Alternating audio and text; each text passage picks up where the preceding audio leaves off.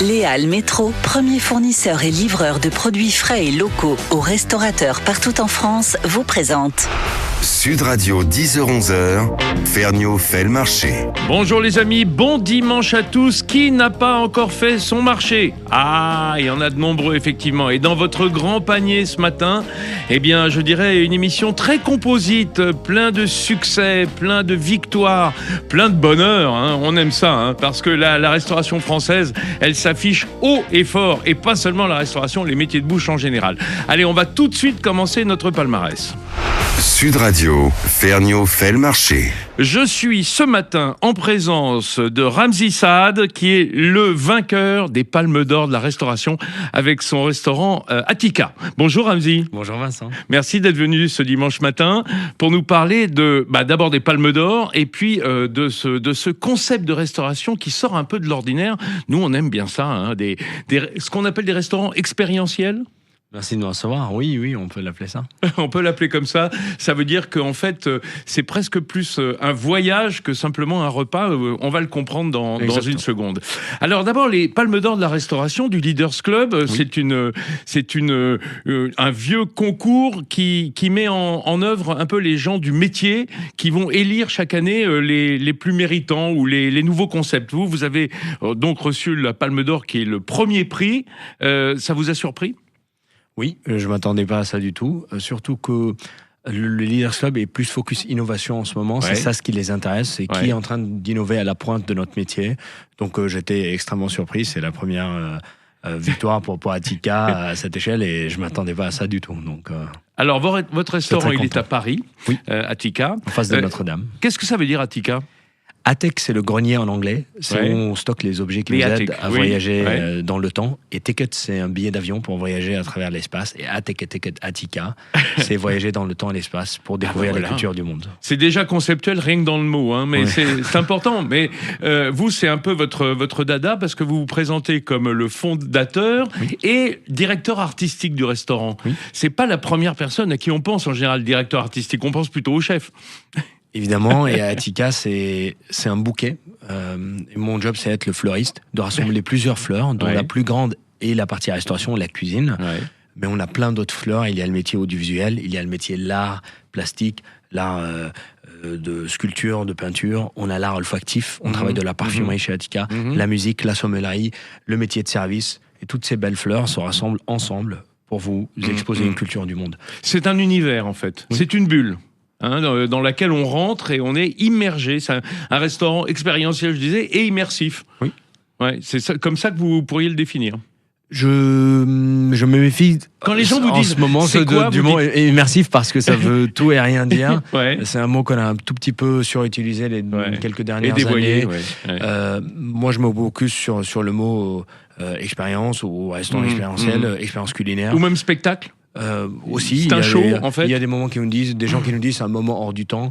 Nous, l'idée, c'est de mettre en scène l'assiette, parce que j'ai compris très tôt dans ma vie que la gastronomie, c'est la porte de découverte culturelle la plus importante. Quand vous voyagez, la première chose que vous faites, c'est vous manger dans un restaurant local. C'est ce qu'on rapporte en général dans les souvenirs.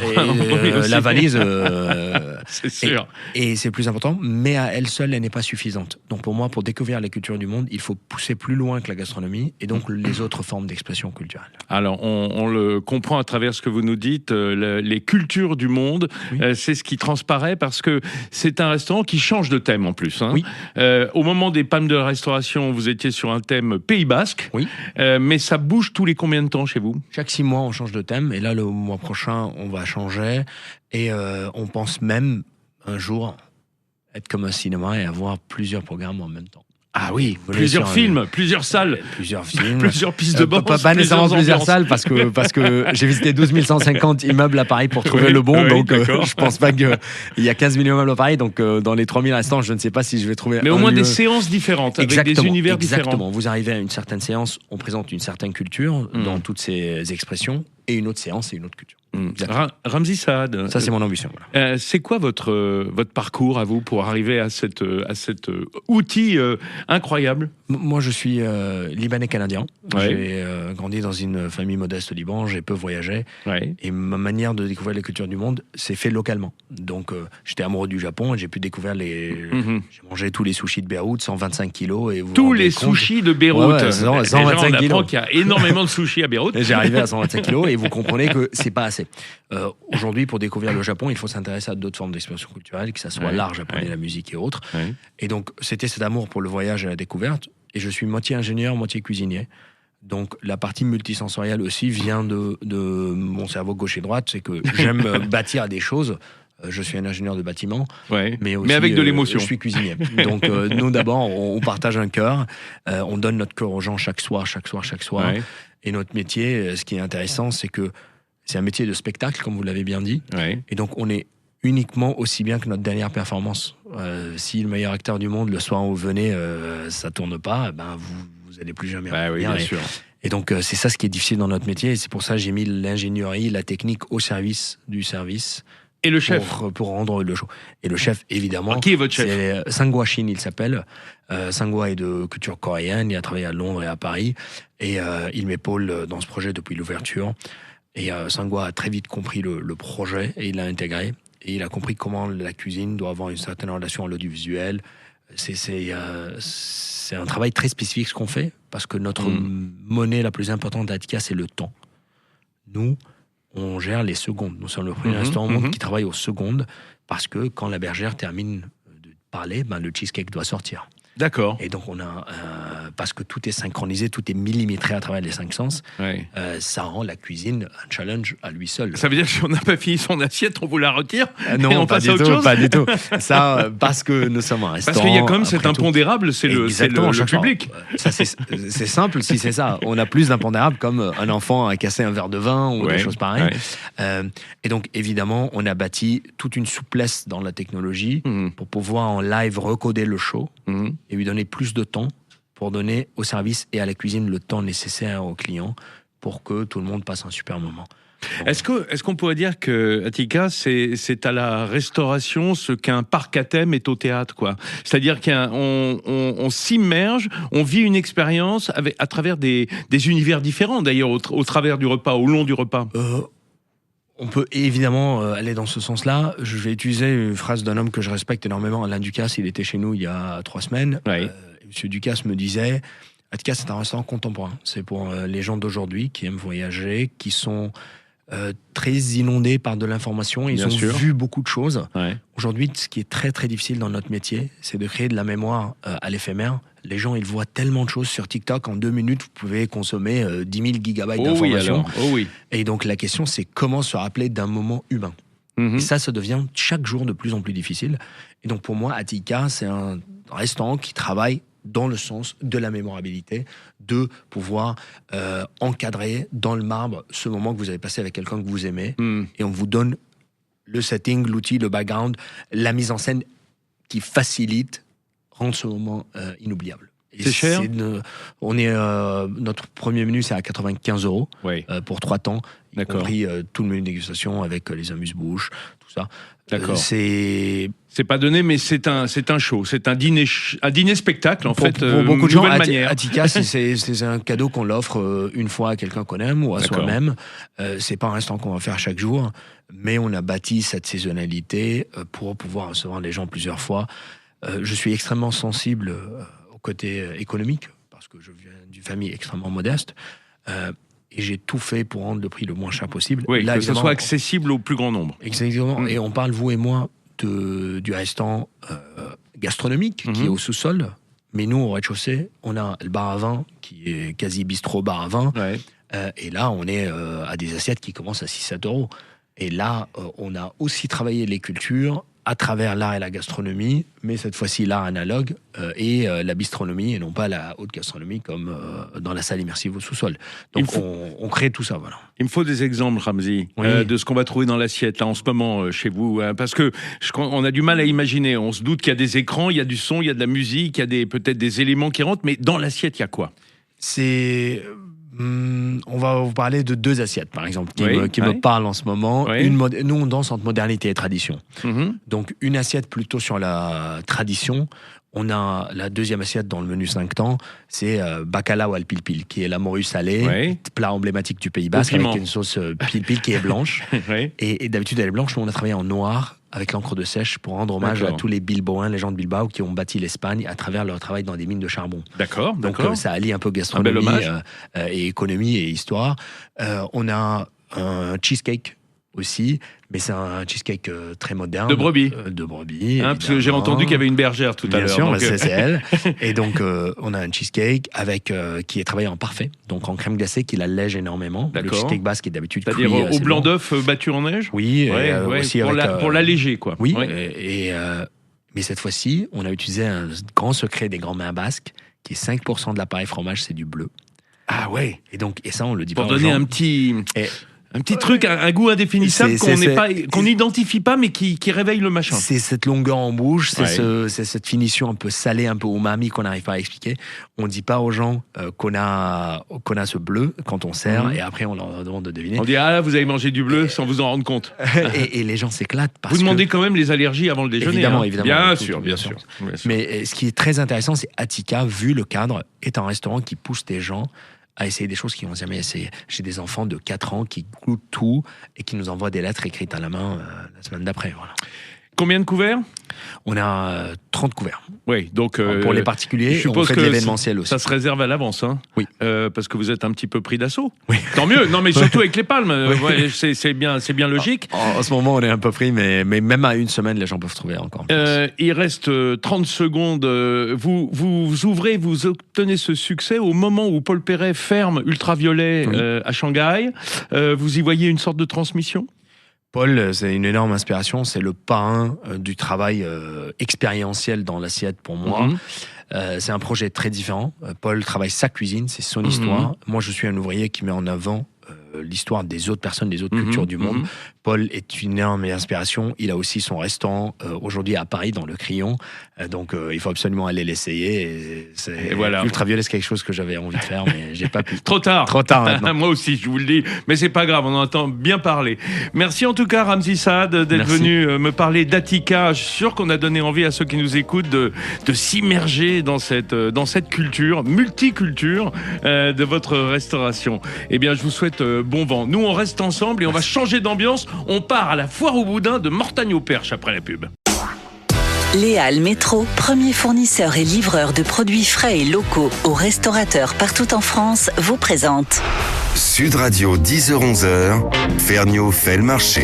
Une belle mosaïque ce matin dans le panier du marché, puisque on va faire un saut de puce, revenir une semaine en arrière. Le week-end dernier se tenait la foire du boudin à Mortagne-au-Perche. C'est pas beau, ça ? Sud Radio, Ferniaud fait le marché. Ah mais moi j'adore, hein. C'est complètement, on va dire, l'héritière de ces foires et marchés du Moyen-Âge même. Hein. Et j'ai avec moi en ligne ce matin Dominique Vaux, qui est à la fois l'organisateur et conseiller municipal à la ville de Mortagne, au Perche. Bonjour Dominique. Bonjour Vincent. La foire, elle doit être assez ancienne cette foire. Hein. Bon, je suppose que pas si ancienne pour la dénomination foire au boudin, mais la foire paysanne à Mortagne-au-Perche, elle existe depuis un bout de temps. Hein. Oui, effectivement, depuis le Moyen-Âge, plusieurs foires et marchés importants avaient lieu à Mortagne. Ouais, bah ouais. C'était la foire de la mi-carême. Hein. La foire de la mi-carême. Et dans un pays de cochons, comme le Perche, ça a toute son importance. Depuis quand est-ce que c'est devenu une foire et une institution de la ville, Dominique ? 1962-63. Voilà, hein, et donc on peut dire qu'elle est à maturité, cette foire. Comment ça s'est passé le week-end dernier ? Ça a bien marché cette année ? Ah, très bien, une très belle édition avec une fréquentation record et un nombre d'exposants en hausse. Ah, génial. Vous sentez que les Français ils viennent de plus en plus loin à la foire au boudin ? Oui, il y a même des étrangers qui viennent. On a même une petite anecdote si vous voulez. Ah bah oui, nous les anecdotes on aime bien hein, dans le monde du boudin. Il y a Ruth, une Irlandaise, vivant à la frontière de l'Écosse, a eu la bonne surprise, 35 ans plus tard, de retrouver sur un stand totalement par hasard la famille qui l'a accueilli comme fille au père en 88 près de Bordeaux. Oh, J'adore l'idée. Surtout une Irlandaise qui vit en Écosse. Déjà, on est bien dans l'ambiance. Et elle a retrouvé la famille. Et elle les a retrouvés derrière le stand ou devant le stand? Derrière le stand. C'était un producteur de Bordeaux. Voilà. Qui tenait son stand. Trop génial, alors, plein d'amour, plein de bonheur. Et les visiteurs qui viennent, ils viennent chercher quoi? Parce que, évidemment, on va parler dans un instant du concours du boudin de Mortagne-au-Perche, mais ils viennent chercher quoi dans cette foire? Parce qu'il y a beaucoup de stands très différents. C'est que de la gastronomie? Alors, il y a de la gastronomie, de l'artisanat, et puis ce qu'on retrouve tout particulièrement dans une foire exposition, auto, moto, fenêtre, banque, assurance, rénovation de l'habitat, Ah etc. oui, comme un salon, mais un salon un peu fermier, quoi. Voilà. Et on a quand même le grill qui est votre point fort, votre point fort. Oui, oui, d'accord, génial. Alors, j'ai passé un coup de fil à Jean-Claude Gauthiery. Bonjour Jean-Claude. Oui, bonjour Vincent. Jean-Claude Gauthiery, alors vous allez voir, lui il a un titre qui fait envie dans le monde charcutier. Il est grand maître de la confrérie du goût de boudin. Depuis quand Jean-Claude? Alors, depuis le 19 décembre 1985. Oh bah dites donc, c'est pratiquement une dictature, vous lâchez pas le poste facilement, vous, hein? Non, mais je suis en train de constituer mon dossier de retraite. Mais c'est votre 40e anniversaire, là? C'est le 40e concours que je présidais. Ouais. Et vous dire que précédemment, c'était mon papa qui l'a assumé depuis 1968. Génial. Une sorte de monarchie de droit divin chez les Gauthiery. Je me suis retrouvé à ce poste, malheureusement, suite à son décès brutal. Oui. Et donc, on m'a nommé à ce poste-là par intérim. Oui. Et tous les ans, on renouvelle le contrat d'intérimaire. Bah, je vous pose la question évidente. Quand vous avez endossé le costume, est-ce que vous aimiez déjà le boudin à l'époque autant qu'aujourd'hui ? Oui, bien sûr qu'on a été bercé dans le boudin, alors que nous ne sommes pas du tout issus de famille charcutière. Ouais. C'est peut-être pour ça. Mais percherons quand même. Mais percherons d'adoption en plus. Ah, percherons d'adoption. Mais vous savez, les accourus, comme on dit par chez nous, parfois amènent beaucoup de valeur ajoutée. Ah, bah évidemment, parce qu'on n'a pas le nez dans le guidon. Voilà, on se rend compte de la chance qu'on a. Hein, c'est ça. La chance qu'on a. Et puis nous, non charcutiers, nous n'avons aucun intérêt personnel. Et nous faisons ça par amour du produit et par amour de notre terroir et de notre territoire. Moi, je peux comparer, excusez-moi, je ne veux pas me mettre en avant, mais je suis vice-président de la 5A, l'association des amateurs d'andouillettes authentiques, l'association amicale. Eh ben, c'est pareil, hein, c'est du grand bénévolat. Hein, on le fait pour la beauté du métier et la beauté du produit. Alors, ce concours du boudin de Mortagne, il est célèbre dans le monde entier. Il y avait combien de candidats cette année, Jean-Claude ? Alors, il faut vous dire qu'habituellement, donc le premier concours, il a eu lieu en 1963. Oui. Il regroupait 9 charcutiers. Oui, il est ensuite devenu régional, national, international. Le record de participation date de 1976 avec 716 participants. Oh là là, ah ouais, d'accord. 716 participants. Donc, et puis depuis, nous naviguons entre 5 et 600 participants. Oui. Et malheureusement, nous avons été victimes du phénomène Covid aussi. Oui. Et puis, donc, nous sommes en train de récupérer petit à petit notre taux de participation post-Covid. Et cette année, nous étions plus de 400. Ouais. Donc, avec l'ambition de réatteindre les 500 l'année prochaine et de reprendre notre vitesse de croisière. Venu du monde entier, Jean-Claude ? Alors, venu de toute l'Europe. Ouais. Il n'y a pas de Japonais. Cette année, nous n'avions pas de Japonais. Parce que généralement, ils aiment bien. Ils aiment bien la charcuterie française. Nous avons déjà eu du Japon. Ouais. Hein, et nous avions aussi du boudin qui vient d'Amérique du Nord, du Québec. Parce que nous avons une antenne de la confrérie au Québec. Ah bah voilà. Hein, nos cousins de la belle province, ils font le boudin comme chez nous, à l'oignon ou non? Alors, je vais vous dire que grâce à la confrérie du goût de boudin, nous avons restauré les liens du sang. Ah, j'aime bien, j'aime bien. Frère de sang dans le boudin. Parce que 140 familles, à l'époque, étaient parties peupler la Nouvelle-France. D'accord. Et dans ces familles, il y avait un dénommé Pierre Boucher qui a fondé une ville qui s'appelle Boucherville. Et Boucherville célèbre maintenant le boudin. Nous avons envoyé des charcutiers leur réapprendre à faire du boudin. Et maintenant, il y a un concours de meilleur boudin à Boucherville. Alors Jean-Claude, sans plus attendre, parce que moi vous me donnez faim. D'abord, on n'a pas dit que c'est évidemment du boudin noir. Hein. D'ailleurs, le boudin blanc, c'est pas du boudin. C'est du boudin noir. Le boudin, il est noir. Oui, Par essence, il est noir. Oui, c'est le boudin noir. Hein. Voilà, soyons précis, c'est pas le boudin des Ardennes, le boudin de Rethel qui est blanc. Et ensuite, dites-moi, qui a remporté, parce qu'il y a plusieurs catégories régionales, mais qui a remporté le titre international cette année? Alors, le prix international, c'est un Allemand, c'est une dame, Madame Anna Burkhardt, qui est à Mannheim. Ah oui, parce qu'en Allemagne, ils font le Schwarzwurst, qui est on dirait la saucisse noire, qui est un peu d'essence boudin aussi, hein. Absolument, ils sont très forts les Allemands dans tout ce qui est boudin. Et puis le grand prix national, il a été remporté par Monsieur Belperche Christophe, dans l'Oise. Qui est dans l'Oise à Crèvecoeur-le-Grand. Oui, un sacré charcutier celui-là. Un bon client, comme on dirait. Un bon client, absolument. Et alors, avec une recette traditionnelle, ou est-ce que ce sont parfois des boudins créatifs? Ici, c'est pour une recette de boudin traditionnelle. C'est-à-dire oignon, lard et majoritairement du sang de porc. Hein. Un tiers de gras, un tiers d'oignon, un tiers de sang. Et puis un boyau naturel. Un boyau naturel et un quatrième tiers qui est le doigté du professionnel. C'est ça, mais des petits tiers, comme aurait dit Rému. Ça dépend de la taille du tiers. Absolument. Dominique Deveau, vous êtes déjà en train de préparer la prochaine édition, j'imagine?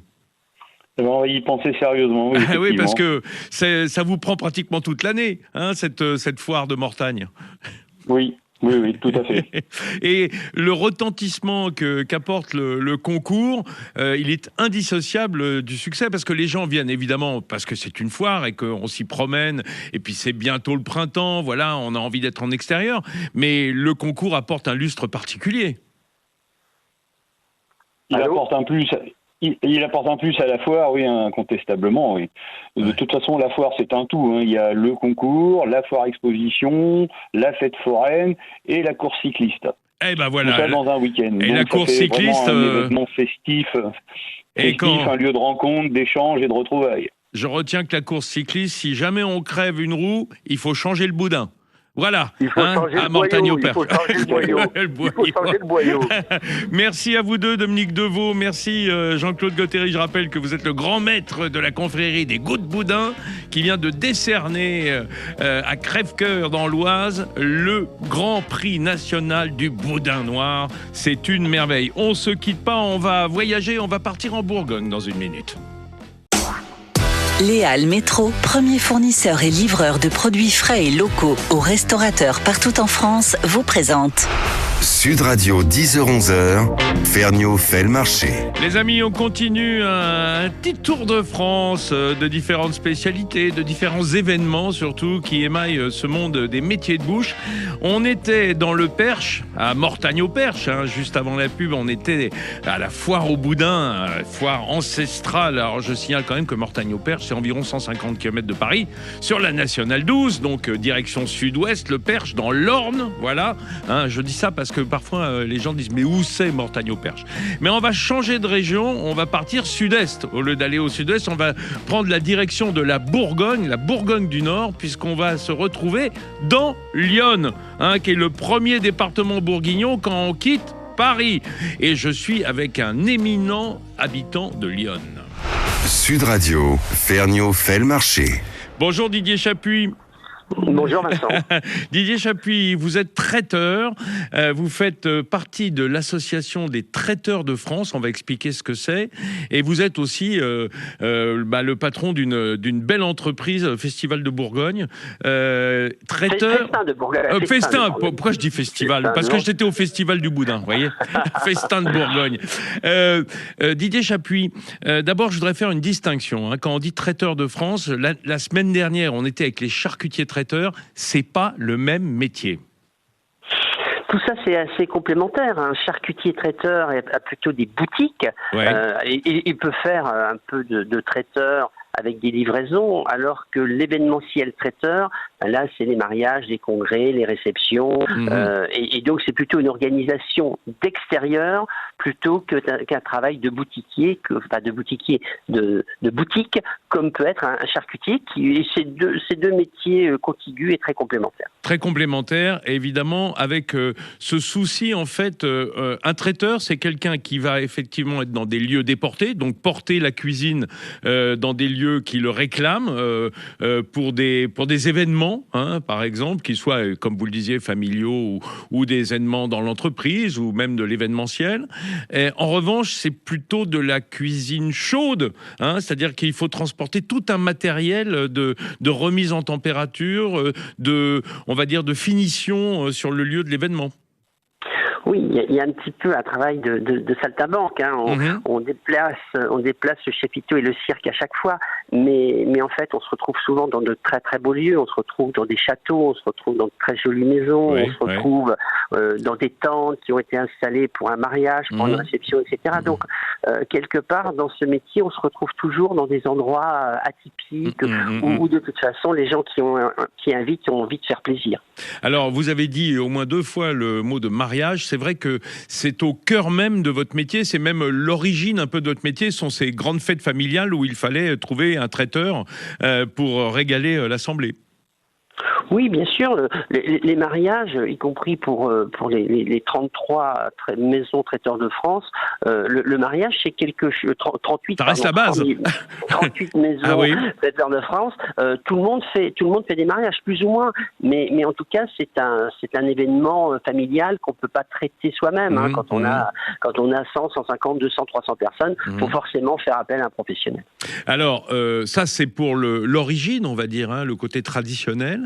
En revanche, c'est un métier qui est extrêmement moderne parce que les traiteurs de France, ils travaillent souvent à façon pour des gens qui ont besoin d'une élaboration, d'une cuisine, d'un produit préparé, mais avec quand même une forte connotation artisanale. Oui, les traiteurs, et en particulier les traiteurs de France, c'est toujours des maisons familiales qui ont un vrai savoir-faire, soit de cuisine, soit de pâtisserie, soit de charcuterie. C'est-à-dire que c'est ces 3 métiers-là. C'est de ces 3 métiers-là que peuvent naître le métier de traiteur. De toute façon, un métier repose forcément sur un savoir-faire, et les savoir-faire, c'est les métiers. Je suis aujourd'hui dans un centre d'apprentissage à Auxerre, et le métier est au cœur du métier de traiteur. Mais dans les produits que vous élaborez, on peut les retrouver parfois dans des modes de distribution divers, sur des plats cuisinés plutôt artisanaux, parce que vous travaillez à façon pour des grandes maisons ou des marques? Oui, alors pour des desserts ou pour des plats cuisinés? Absolument, ça c'est des activités complémentaires parce que dans le métier de traiteur, il y a des mois plus faibles, par exemple le mois de février, le mois d'octobre, novembre, janvier c'est très fort, mai, juin c'est très fort, fin d'année c'est très fort, et effectivement la plupart de nos confrères ont également une activité de production de produits qui vont même pour des restaurateurs, qui vont pour d'autres traiteurs, etc. Oui, tout à fait. Ça, c'est des compléments de chiffre d'affaires que tout le monde a, pas tout le monde, mais 80% de nos traiteurs recherchent. Didier Chapuis, ce qui motive mon appel aujourd'hui, c'est que mardi, vous organisez un événement, les rencontres des traiteurs de France, à Auxerre, justement, dans votre capitale de Lyon, parce que vous êtes chez vous et que vous recevez un peu d'abord vos confrères et consoeurs, mais aussi les chefs, les cuisiniers. Ça va être quoi l'idée de cette journée ? Exactement. Donc c'est la rencontre des chefs des traiteurs de France. Donc on va avoir une quarantaine de cuisiniers, une quarantaine de pâtissiers, une quarantaine de maîtres d'hôtel qu'on appelle les ambassadeurs de réception, et donc qui vont travailler pendant 2 jours au centre d'apprentissage d'Auxerre, au CIFA d'Auxerre. Et donc le mardi dont vous êtes le président. Dont je suis le président. Voilà, ça aide. Mais c'est pas le...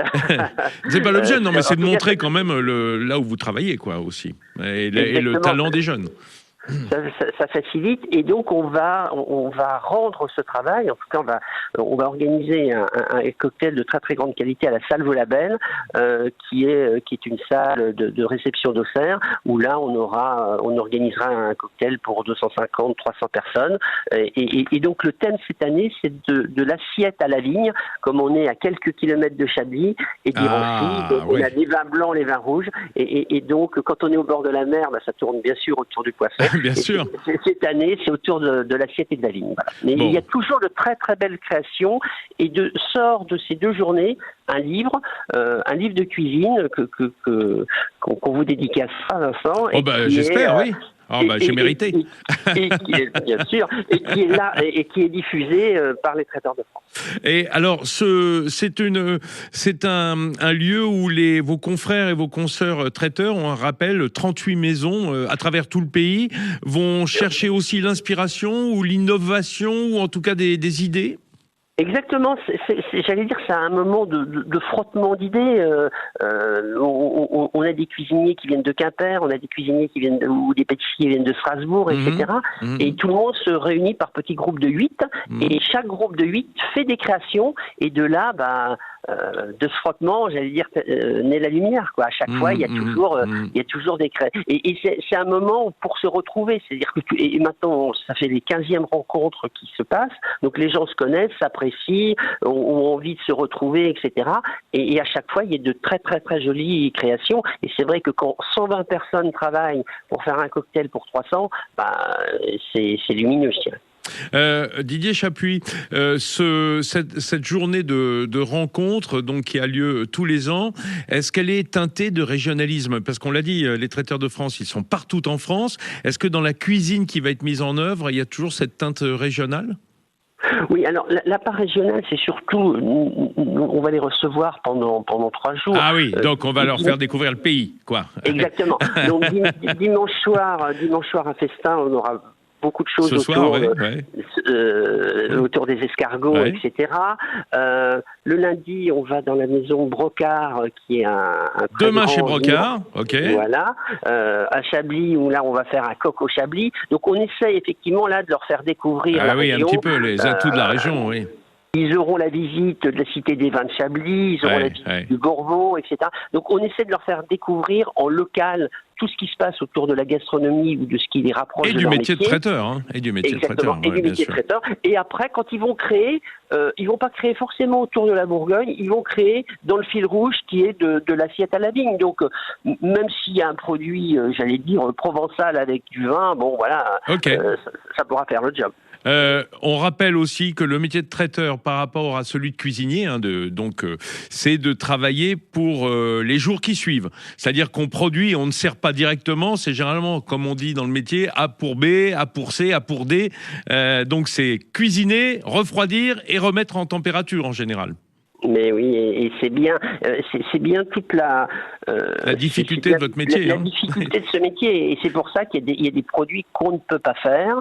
Il y a des produits qui sont plus adaptés, il y a des produits qui sont pas du tout adaptés. On va faire, j'allais dire, un tartare, c'est juste impossible, etc., etc. Mais dans toute la palette, dans toutes les notes de musique de la cuisine, il y a effectivement des notes qu'on peut pas jouer. Par contre, celles qu'on peut jouer, il faut les jouer les mieux possible pour que les gens se régalent et soient heureux de leur moment. Bon, merci beaucoup Didier Chapuis, on vous souhaite de belles journées. J'ai compris que la fiesta commence ce soir et c'est mardi à Auxerre, dans votre centre d'apprentis. Encore un mot pour dire les traiteurs de France, vous découvrirez évidemment leurs activités et leurs différentes cartes sur le site. Vous avez un site web comme toutes Absolument. Les associations. Merci Didier Chapuis, bonne journée. Nous, on va continuer en Bourgogne, on va descendre un petit peu plus bas, plutôt du côté de la Côte d'Or. C'est toujours sur la route du Sud. Et on se retrouve tout de suite après ça. Léal Métro, premier fournisseur et livreur de produits frais et locaux aux restaurateurs partout en France, vous présente Sud Radio 10h-11h, Ferniaud fait le marché. Mes petits amis, on a quitté Lyon autour d'Auxerre avec ses rencontres de traiteurs de France. Je vais y arriver. Et on va direction le sud, vers la Côte d'Or, parce que c'est tenu un très grand événement. On continue dans les métiers de bouche. Il y a un Tour de France des métiers de bouche, mais on va s'arrêter en Bourgogne quand même. Sud Radio, Ferniaud fait le marché. Et qui dit la Bourgogne, Didier Chapuis en parlait tout à l'heure, parce qu'il parlait de Chablis, lui, parle de vin, évidemment. Or, c'est tenu il y a une semaine à peu près, un petit peu plus, le 115e Tatevinage. Ah, le tas de vin. Ah, ça, vous connaissez le nom. Mais est-ce que vous savez de quoi il retourne ? Eh ben non. C'est pour ça que j'ai passé un coup de fil ce matin à Arnaud Orcel, l'intendant général de la confrérie du tas de vin. Bonjour Arnaud. Bonjour Vincent. Merci d'être avec nous ce dimanche matin. Arnaud, d'abord, vous l'aurez noté, peut-être parce que je fais partie de la confrérie, mais je dis pas Tastevin, hein, qui doit énerver le bourguignon que vous êtes. Exactement, le S est muet. Est muet. Il disparaît devant la qualité de nos vins. Voilà, donc on dit Tatevin et non pas Tastevin. Et vous êtes intendant général. Alors, intendant général, dans une confrérie, c'est un peu ce qu'est le directeur par rapport au président dans une société, c'est-à-dire c'est vous qui bossez, quoi. Je bosse, je goûte beaucoup surtout. Oui. Ah ben ça, c'est pas la pire partie du métier, Arnaud. Absolument, absolument, c'est ça qui nous plaît. Et quand on saura que vous avez, alors là, moi je le dis carrément, la chance d'officier en général au château de Clos-Vougeot, et là tout de suite ça sonne à l'oreille de ceux qui nous écoutent, hein, où vous organisez également par exemple le championnat de l'œuf meurette, hein, qui est un autre bel événement, un highlight de la saison du château de Clos-Vougeot. Absolument, ça fait 7 ans maintenant qu'on organise ce championnat, sachant que l'œuf en meurette est le plat signature de notre chef Alexandra Bouvray. Oui. Et de la Bourgogne aussi. Hein, et de la Bourgogne, évidemment, en passant. bien sûr. Alors, revenons au tas de vin, parce que c'est très très loin d'être du folklore. Je pense que dans l'imagerie populaire, tout le monde connaît le nom de tas de vin, hein, voit écrit Tastevin et sait peut-être confusément à quoi correspond le tas de vin, peut-être connaît les sigils et les signes sur les bouteilles du tas de vinage, mais au fond, on ne sait pas ce que c'est. Alors, cher Vincent, je vais essayer de vous expliquer un petit peu ce qu'on fait. D'abord, le tatevinage, c'est une création de la confrérie des Chevaliers du Tatevin qui date de 1950. Donc, il y a déjà 75 ans, on a commencé à réfléchir à la façon dont on pouvait valoriser les vins de Bourgogne devant la complexité de toutes ces appellations. Oui, vous savez, nous avons le nombre de villages, de premiers crus, de grands crus, c'est un peu nébuleux. On va dire. C'est nébuleux et donc j'allais dire que l'amateur de vin de Bourgogne avait besoin d'un repère en quelque sorte. Ouais. Et donc les fondateurs de la confrérie se sont dit, nous on n'est pas là pour vendre du vin, on est là pour promouvoir les vins de Bourgogne. Et donc on va créer en effet ce sceau, ce sigil qui reprend les armes de la confrérie avec un petit Noé en tête et puis un petit tas de vin. Et donc, on va créer le tatevinage. Et depuis 1950, et comme vous l'avez dit, pour la 115e fois, on se réunit au château du Clos de Vougeot, dans le Grand Cellier. Alors, c'est un cellier du XIIe siècle. Il n'y a plus de tonneaux, mais pendant 700 ans, il y a eu des tonneaux dans ce Grand Cellier. Et on va goûter à l'aveugle des vins de Bourgogne, de la Grande Bourgogne. Ouais, alors on ira aussi bien à Chablis où on était tout à l'heure, jusque dans le Beaujolais, les crus du Beaujolais, pour pouvoir répondre en fait à des questions qui sont très simples. Savoir d'abord si le vin qu'on déguste correspond à son appellation et à son millésime. Ouais. Ensuite, savoir si ce vin a les capacités de vieillissement. Oui. Et enfin, une question tout à fait hédoniste, c'est est-ce que c'est une bouteille qu'on aurait plaisir à offrir à un ami ? Ah oui, c'est-à-dire voilà, si on vous sert ça au restaurant ou si on vous apporte une bouteille, est-ce que vous êtes déçu ou est-ce que vous êtes heureux, quoi, pour faire simple. Voilà, et c'est quelque chose qu'on a envie de transmettre. Alors chaque année, on déguste 2 fois par an à peu près entre 5 et 600 bouteilles, donc ça fait à peu près 1200 vins différents qui sont dégustés. On a combien de personnes dégustent globalement? Environ 250 dégustateurs. D'accord. Et puis, donc, on se réunit autour de tables sur lesquelles sont déposées les bouteilles, qui sont évidemment cachées par des chaussettes. Oui, alors, on goûte à l'aveugle, ce qui s'appelle à l'aveugle. Alors, exactement. Et pour la petite histoire, on fait même fabriquer ces chaussettes par le dernier fabricant de chaussettes qu'on trouve en Saône-et-Loire. Donc, on reste vraiment dans le local. Ouais. Et donc, on va avoir simplement l'appellation et le millésime. Oui. Et là, on va pouvoir déguster de façon tout à fait professionnelle. Et on approuve ou pas? On commente, mais c'est pas nécessaire d'aller beaucoup plus loin que ça, en fait. C'est un oui ou non, exactement. Et donc on répond à ces 3 questions. Si on répond oui à ces 3 questions, c'est un oui global. Si l'ensemble des critères sont respectés, de la table sont d'accord avec cela, si la majorité des dégustateurs sont d'accord, le vin peut porter les armes de la confrérie. Alors, combien de vins ont été présentés pour cette 115e édition ?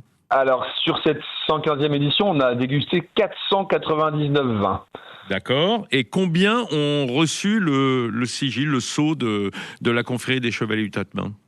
Alors, on en a... Il y a eu 158 vins qui ont été sélectionnés. D'accord. Ça fait en gros un tiers, quoi. À peu près 30%. Ouais, un petit tiers. C'est ça.